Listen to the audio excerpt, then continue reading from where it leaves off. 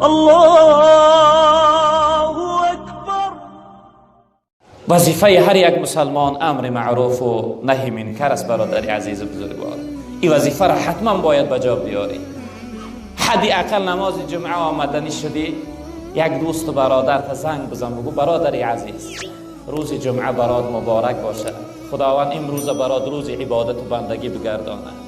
برادر عزیز که فراموش نکرده باش امروز جمعه هست، بیا نماز جمعه برویم.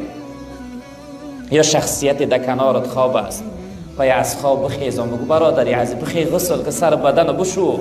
برای مسلمان سنت است که هفتش یک بار سر بدنش پاکیزه کنه و به سوی نماز جمعه روه. بخی سر بدن بشوده نماز جمعه برویم. امروز روز ذکر و یاد خدا است، امروز روز عبادت و بندگی خدا است.